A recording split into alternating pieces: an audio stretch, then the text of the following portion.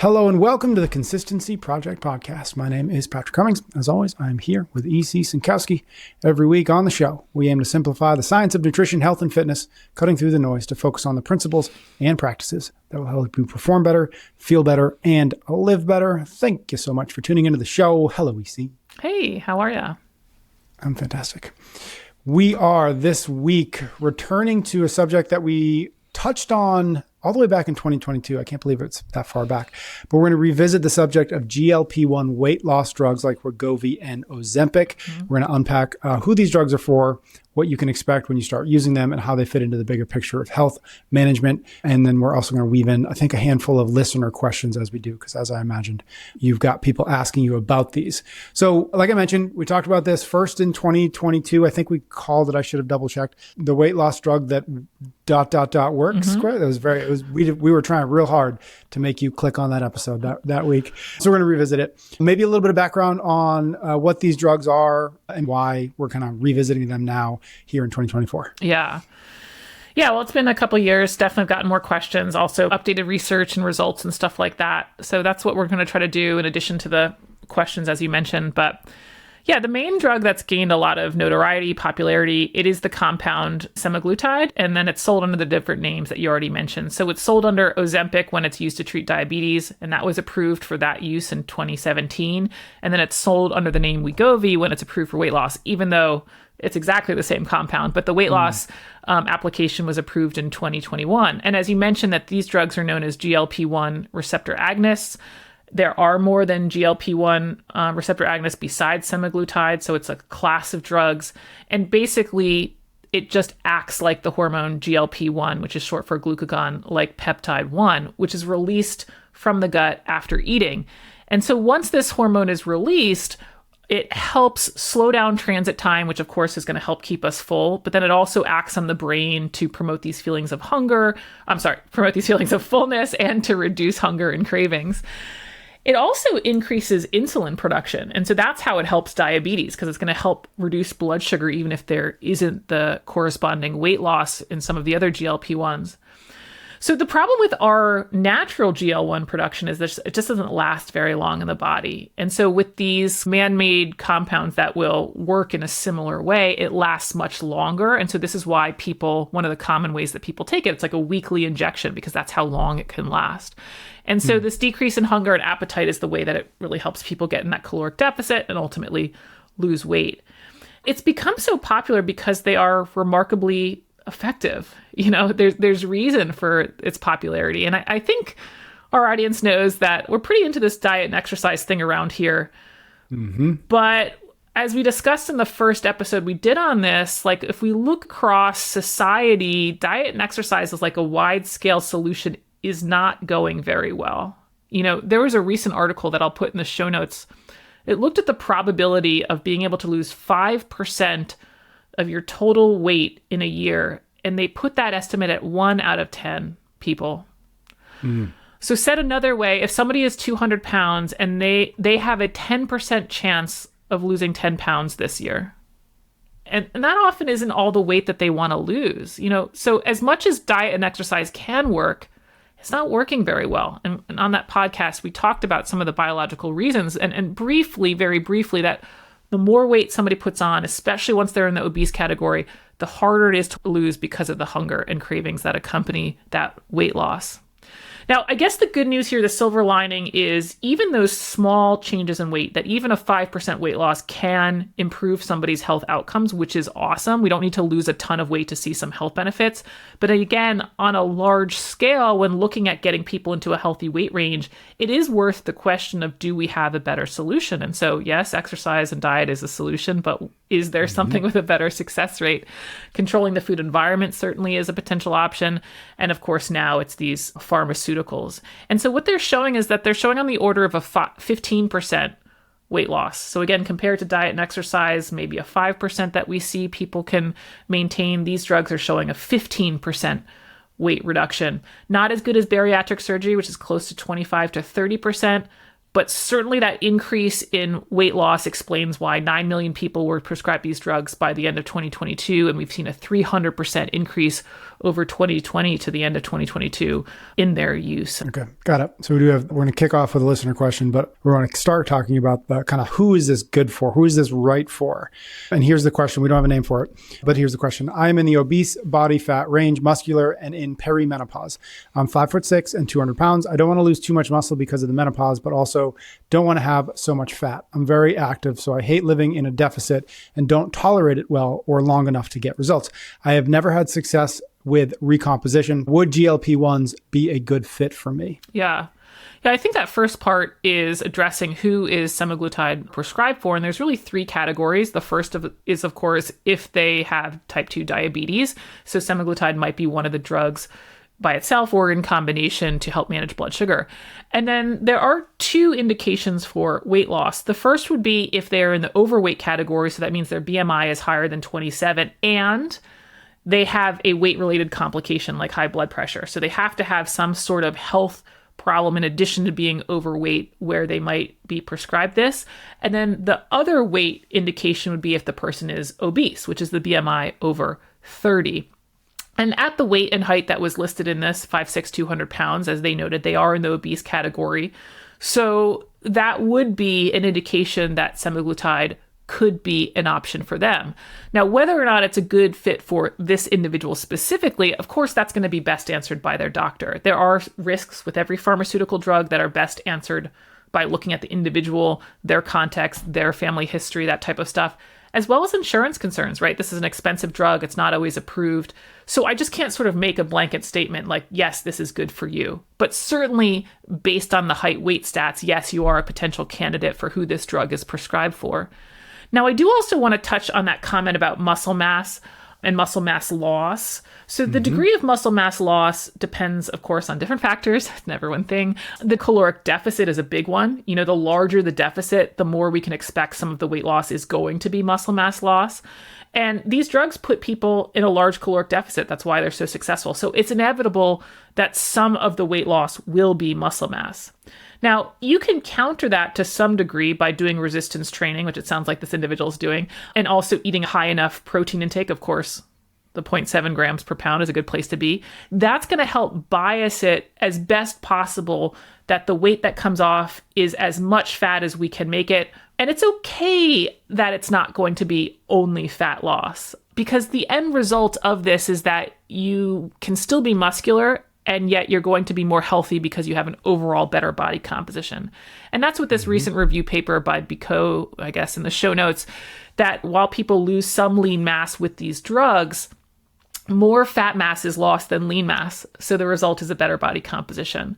And it's also important to point out that with these trials, when you hear about lean mass loss, they're not most of the time, if ever, doing strength training, and they're certainly not eating at a 0.7 gram per pound level of protein. So I think the expectation should be that, yeah, I'm going to lose some lean mass, but I can still be muscular. I'm not going to lose all of my strength and all of my muscle by using these type of drugs. Let's continue that line of thinking a little bit and talk about expected results. I think you got a handful of questions along the lines of like, how sustainable is the weight loss after stopping? And what's the maximum recommended duration of taking this therapy for weight loss? Yeah, the thought process, I think, for people that's best to adopt is that you're going to take this drug forever. It's just like diabetes medications or blood pressure medications that people take forever. It's likely going to be that if you want to sustain the weight loss, you're going to continue taking the drug. Now, like everything in biology, we have a range of outcomes. If only there was always one outcome, right? Could make this a little bit easier. But there's always going to be a range. There are going to be some people who wean themselves off the drugs, and I have had clients who do that. I've had coaches who have had clients that have done that. And so some people are going to be able to wean themselves off, but that doesn't appear to be the typical response. And so both I think it's the Rubin paper and the Wilding paper in the show notes show that there has been substantial weight regain when people go off the drug.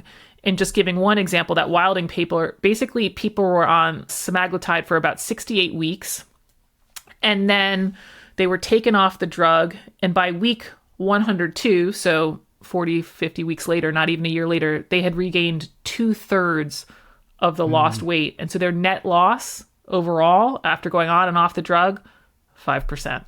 back to where we would be with diet and exercise, right?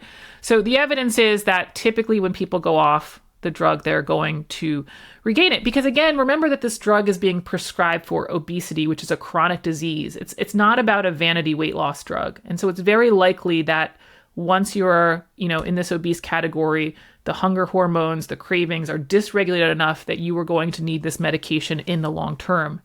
Now, the way to set yourself up for a chance at being able to wean yourself off is going to be, while you're on the drug, really working on this, overhauling the diet, all of the eating practices that we talk about all the time, not overly restrictive, whole foods, resistance exercise. You guys know the deal, right? If you don't do that, again, it's pretty much certain you're going to have to stay on the drugs forever. If you do that, there's a chance, not a guarantee, a chance you'd be able to wean yourself off. But again, generally, I think it's best for people when they go into this to have the expectation that this is a forever thing. This is not a quick weight loss thing. Which, of course, begs the question is, what do we know? What is known about the long-term effects? If this is something that is being taken theoretically for the rest of your life, do we have any sense of what that means as 5 years, 10 years, 15, 20 years down the road? I mean, I think the good news is, and I don't think that, everybody knows this, that this class of drugs has been used since 2005. Now, that doesn't mean semaglutide specifically has been, but this class of drugs has been, such that we have a general understanding about how they operate and some of the risks associated with them. But you are correct. Like, if we're saying that people are going to take this for 30 to 40 years, we don't have specifically data on semaglutide for 30 or 40 years in individuals to exactly know. That being said, so far the data has suggested that it is worth it for people who it's indicated for, meaning not vanity weight loss, not a quick weight loss fix, that the benefits of taking the drug outweigh the risks. And remember, semaglutide has been used for diabetes since 2017, which is about 3 years before it got really popular in 2020, 2021 for weight loss. So we did have even a good amount of data specifically on semaglutide itself. So right now, it's kind of the same thing that we mentioned in the last podcast. The main side effects are these GI ones, nausea, bloating, and upwards of about 5% of people drop out of clinical trials because of that. Now, that's actually on the low end, but still certainly, some people will find that they can't continue the drug. The other concerns about the drug that are a little bit more serious have been a potential increased risk for acute pancreatitis. There's a recent meta-analysis, Masson in the show notes, that says there has not been an increased risk in pancreatitis from semaglutide compared to placebo. So that's some good news. And then the other big risk that was out there was one about thyroid cancer. Apparently, these GLP-1s have caused thyroid cancer in rodents. Thankfully, we haven't seen that in humans, but that's why there's this concern that, okay, maybe there's an increased risk of thyroid cancer. And there's two papers in show notes, the Wakaza and there's also the Nagarenda paper in the show notes, that both say there is not an increased risk from the data so far of thyroid cancer. So all of this is good news, but this is again why you have to talk to your doctor. What are the family, history that might change your risk relative to what we're seeing across a broad population?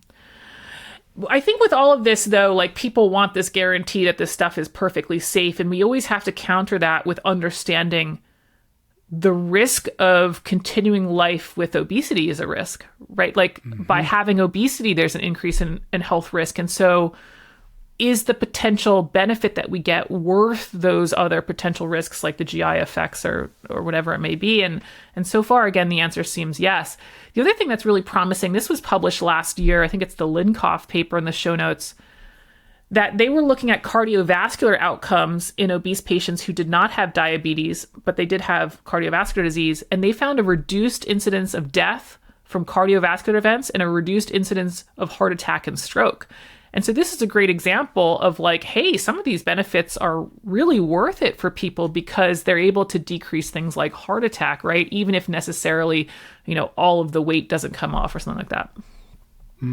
You got some questions about like GLP supplements that are either coming or maybe already are on the market.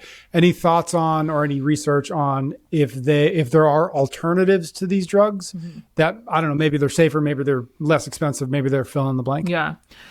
I think there's going to be continued alternatives in the GLP-1 class or maybe other type of pharmaceutical drugs. Those will continue to develop, get better, as things always do. There's also some interesting, I saw another weight loss surgery. So it's not bariatric surgery. They can do an endoscopy and change the size of the stomach, which is great. That's like an outpatient procedure.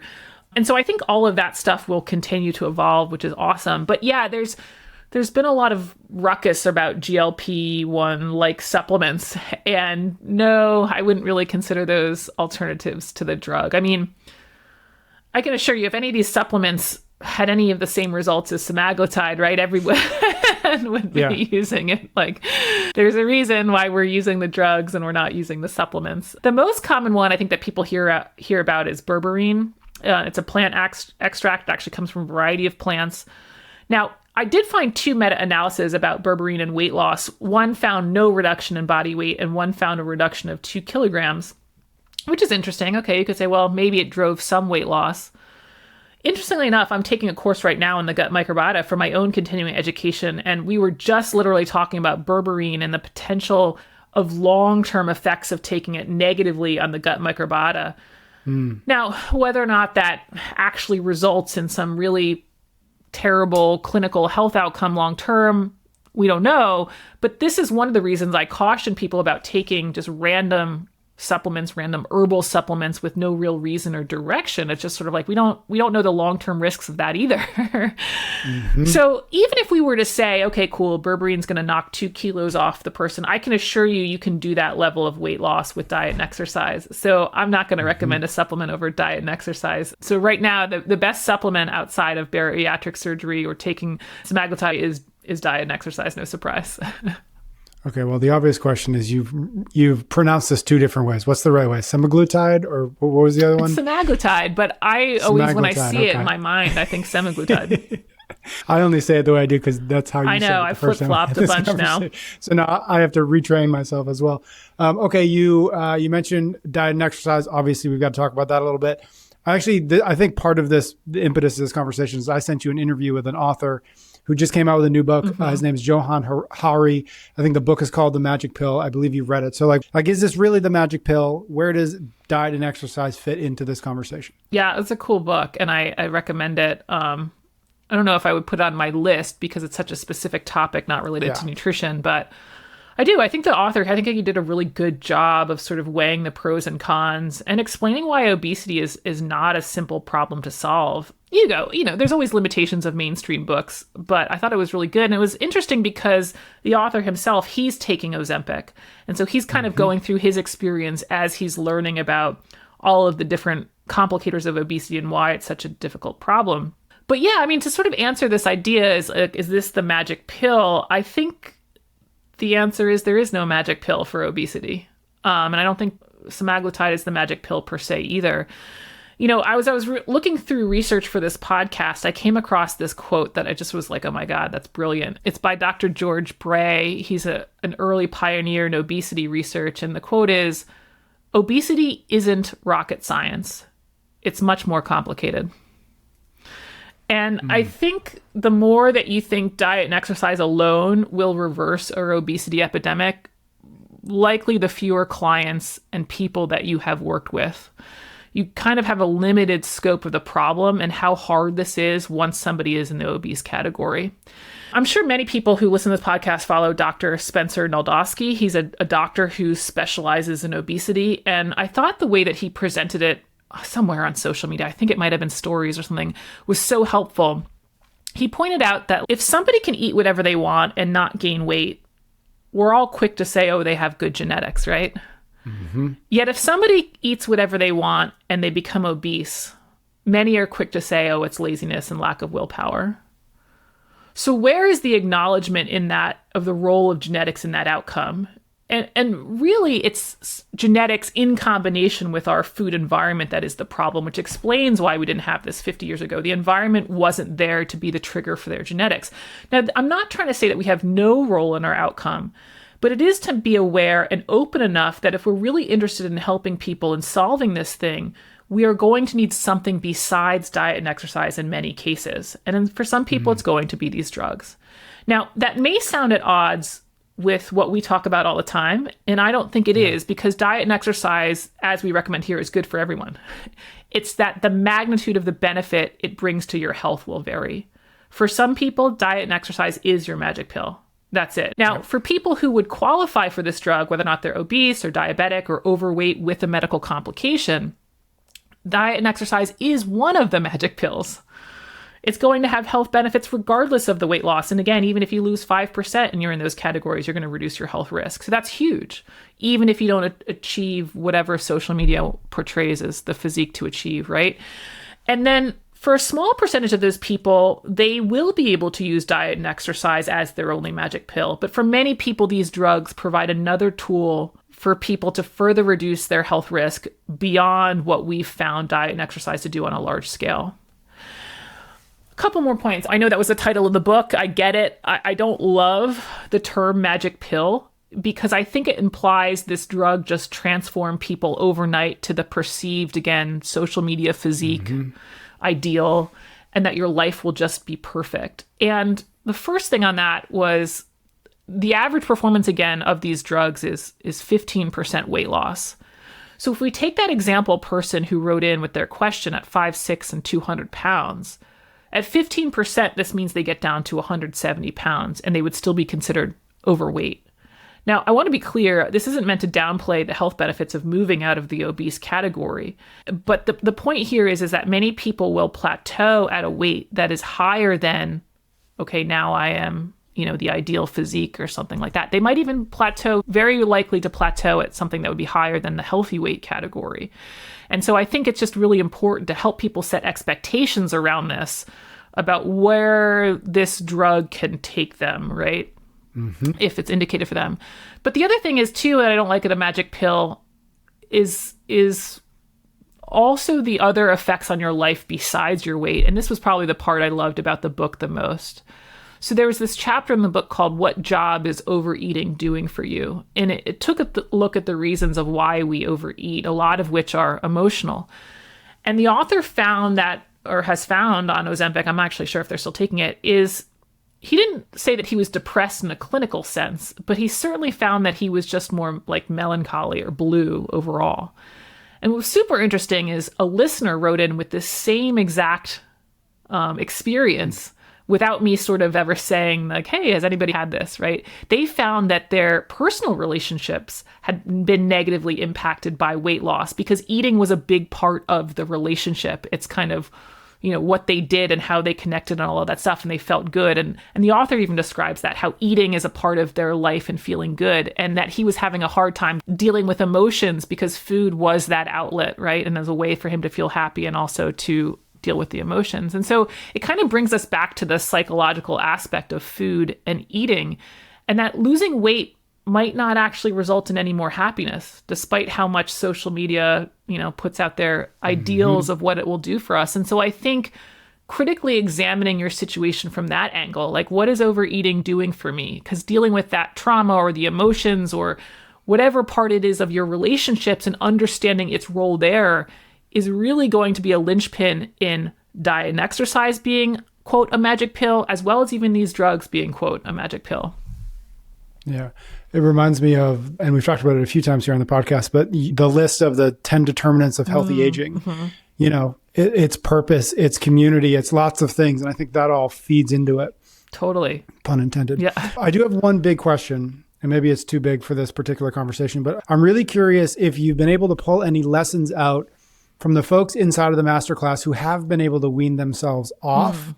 And as a kind of a follow-up question, if you do have a sense of the hows and if there's been any themes, everybody's done this and this is how it's worked. And the follow-up question is in your mind, do you think that there is down the road going to be a strategy of you're going to take this for 2 years alongside X, Y, and Z? And what we found is that a certain percentage of people, when doing these 4 things in conjunction with the drug, can in fact wean themselves off, and that weight loss is either maintained or continued beyond that. Do you have any sense of, we might just be too early to know what those 2 or 3 other factors are, even though you and I could probably guess at them.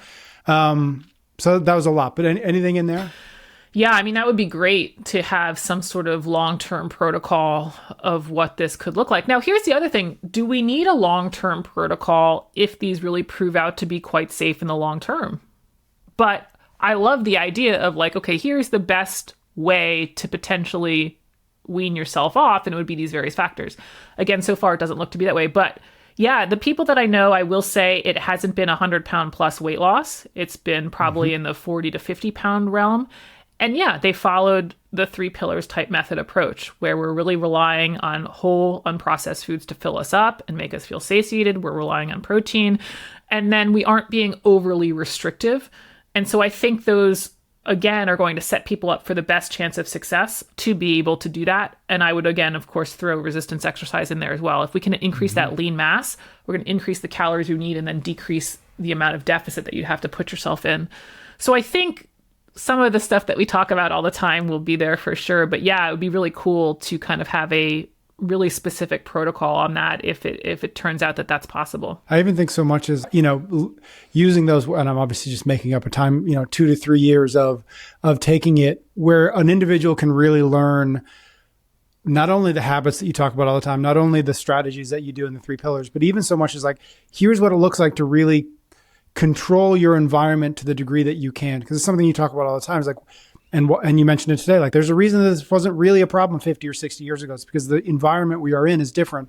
And these drugs could really give people the space to understand how they need to exist inside of this current food environment. And I even think so much as even to think, I was just reading about a study. I think it was done in 2007. So it's a little bit old, but what it found is an individual is something absurd, like 170% more likely to be obese if a close mutual friend of theirs becomes obese. And so even so much as getting people to a place where they can understand that, oh, even the people around me are having a negative or could have a positive impact on my weight loss management, my maintenance, or my continued weight loss. When I'm just thinking about it, it's like, gosh, if we could just give people the space enough to learn these things of how to operate inside of a world that is just not built for our collective or individual health, wouldn't that be an amazing opportunity? Yeah, for sure. I mean, maybe it gives them the space also to deal with some of the mental, psychological trauma and all of the coping strategies and stuff like that. But yeah, I think you also bring up a good point about whatever that stat is about somebody who's close to you. When we see people who have successful, severe weight loss maintained, they always describe it as an entire lifestyle overhaul. And it's for that very reason that some of this stuff is really connected to your relationships. And think about how hard that would be if your significant other is not on board. Like that's a relatively massive change in your life if you were to say, I'm discontinuing this relationship, right? So I think we also have to be aware that sometimes these environmental changes run really deep besides just like, oh, I'm just going to clean out my cabinets, right? Like it might be overhauling your entire social circle. And again, how that works out with personal relationships is not an easy problem to solve. But I agree that potentially there could be some time for people to, in certain situations, make that entire overhaul. Yeah. Yeah, even something you've talked about before, and I'm not gonna get the name right, but it's like the National Weight Loss Registry, something. And one of the things on that list of like here of the 4 commonalities of people who lose and maintain, like one of them is like they watch less than 10 hours of TV a week. Yep. The average American watches about 30 to 35 hours. Like again, like giving people the space to realize, oh, that's also a factor while they're making some progress. And it's this conversation and the one we've had previously, like this could be a really interesting weapon in the fight against this, but not the magic pill, not the only thing you get to do, but it might be something that could be really beneficial as long as everything else comes along with it. When you talk to people who are in this cycle and food and food addiction, if we want to call it that, they really talk about, and I think Ashley, Dr. Gearhart talked about this as well, it's like food on the brain constantly. And even somebody wrote in about that. It's like they're constantly looking at menus and their whole day is about what they're going to eat next. And, if you don't have that, it's really hard to, I think, empathize with that. But that's what some of this drug can do for people. It's like it reduces this whole brain noise. And now it's like, okay, cool, let me go work out and let me go explore this and let me go do this instead of this like complete fixation on it. So